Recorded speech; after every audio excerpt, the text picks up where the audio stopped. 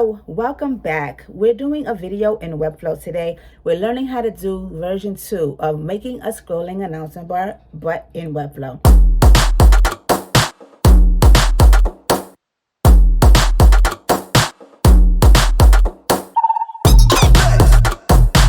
Shout out to Cash OK who requested this video. Let's dive right in. If you don't know how to use Webflow, Google and search in YouTube how to use Webflow to get Webflow tutorial and Webflow basics. This is really, if you're familiar with Webflow already, then you could start this project. All right, so right now you have your account, it's empty.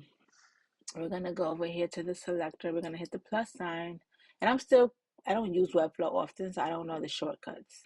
Okay, so we're gonna grab a div and we're gonna put it inside of here. We're gonna name it a class. Don't forget to name all of your divs a class name so you can remember it later. And we'll also give it IDs to make it easier to work with in Shopify. So we're gonna call this container.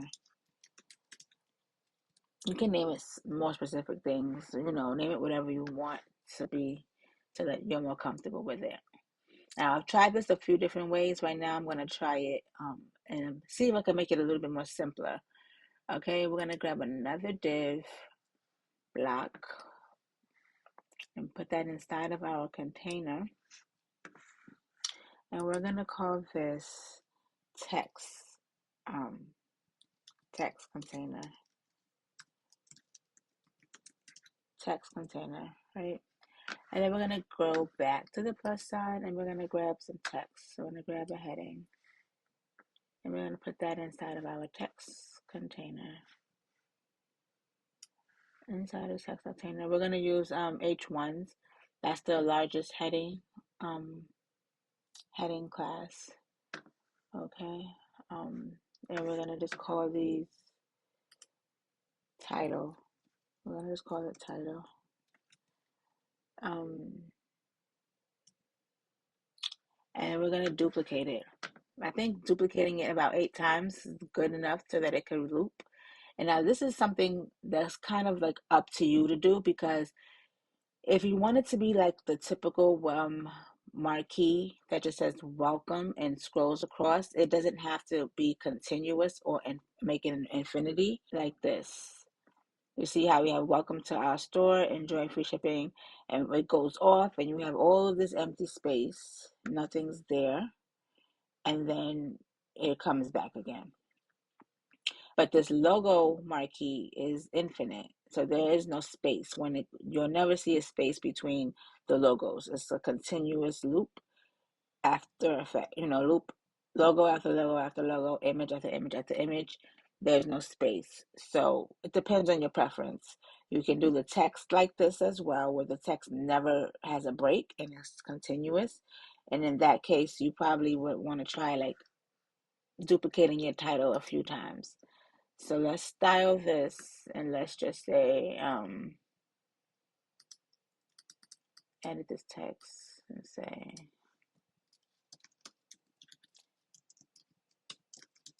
summer sale. Like, let's say you want to say that, right?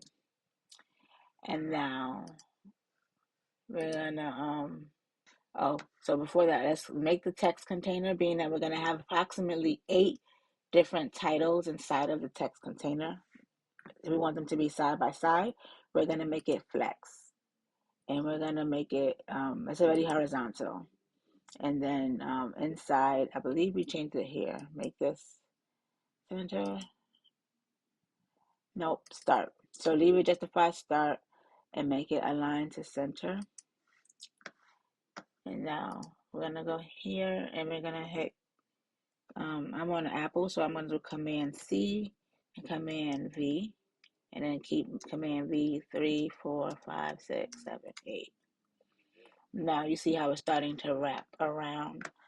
You're gonna go to the title text and you're gonna go to more options. Is it here? And so you're gonna click on more options in typography, click where it says breaking, and you're gonna say no wrap. So now that puts the text all on the same line, right? but it's too close together, right? So now, being that they all have the same class name, which is title, you could put style only one of them and it'll affect all of them. So what we're going to do now is put margin. This is margin. Margin is the space around each item. Let's start off with 10. And 10 is a decent number. Let's do maybe 15. And we did 15 pixels. And that's a decent amount. Now, I don't know, just for fun, we could do something like make every other one like a color or something. So let's give this one an extra class, a subclass, and we're gonna call it color, right? And now every other one we're gonna give it the same class of color.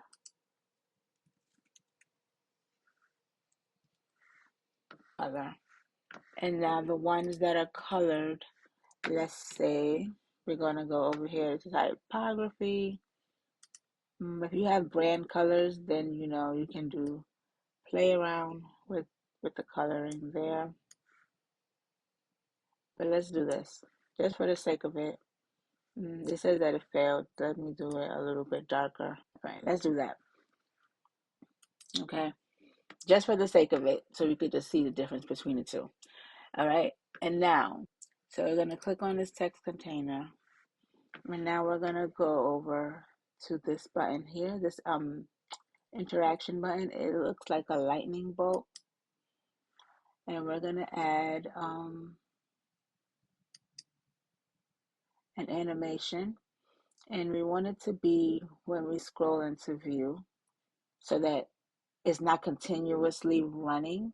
The animation only works when you scroll the page into view or scroll the animation into view, but who knows? Being that it's going to be at the top, it's probably always going to be scrolling unless you scroll past it. But anyway, all right, so now you want to click. These means that it's going to work on all devices, the desktop, the tablet, the phone, and phone landscape and phone portrait. The animation anyway will work on all devices. You would still have to come up here and make the changes so that it's responsive for mobile. But we're not really doing anything. It's going to be scrolling across, so this should be fine for all devices. But we want the animation to work on all devices as well. Okay, so now you're going to go select an action when scrolled into view, and you want to start an animation. Okay, now you don't do the animation on the container. You go inside of the word title, and then you add the animation. Where do we go? Hold on. Click the container. Now select the actual animation, and then you click on the plus sign. Name the animation. Put it as a marquee. That's how we're gonna name it. Hit save. But click on it. You're not done yet. Now click the plus sign. So before you start the animation, go to the word title, and you're gonna hit plus, and you're gonna select move. And then you're going to scroll down to the bottom, and you want duration to be 0, and start at 0, right? Start at 0 as well. Let's do it by the two. Being at the different colors now, we can't. We wanted to start over right at the second one. So we're going to move this. We're going to add we're going to add another move button. Another move. And for this one, we're going to do, let's say, 10 seconds, and we're gonna move this so that the second black cell, when you scroll, it doesn't go all the way, so you can manually type in what you want it to be. Right now it says it goes up to negative 500. So let's say if I don't have that much more to go. So negative 512, that looks about right. Negative 512, right? And then you want it to go back to start. So then you add another move, And you're going to go back to 0 on everything. 0, 0, motion. And now hit save. And let's preview this. But before we preview it, let's put this on loop. And let's preview it to see if it does what it's supposed to do.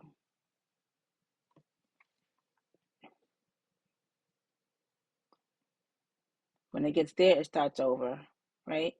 But what I don't like, being that I'm trying to make it infinite, there's space. You see it behind this pink summer sale, there's some space before it starts over. And we don't want that. I don't want that. So I'm going to add a few more. So let's see if that solves the problem. This one. Now let's see. You can also click this eye up here to see what it does. So this is the other thing. You see how I was able to scroll? I could scroll. We want to stop that also. So let me just correct this. Now before I add another one, let me see something. On the text container, let's go back to this paintbrush for styles. And we're going to turn on overflows. This underneath size, turn off overflow so it doesn't show anything. And now let's go preview the animation to see, does it do what we want it to do? When it gets to the second, this one right here is supposed to start over. And let's see if we see space. Okay, so let's preview it on a big screen. This is like how it will look on a computer. And you do see the space still. So we got to add a few more. Let's see. Let's see if we add 2 more. Now let's preview again and see if that solves the problem. If not, then we got to try something else. Yes, so that covers the space. So now there is a simple way to do the marquee. Okay, guys, so that's it for the video. I hope you appreciated it. I hope you learned a lot. Let me know in the comments if you think the Webflow version is easier than the ChatGPT version. If you want to know how to do the same scrolling announcement bar in ChatGPT, click the video on the screen and watch the video next. I appreciate you, and I'll see you next time.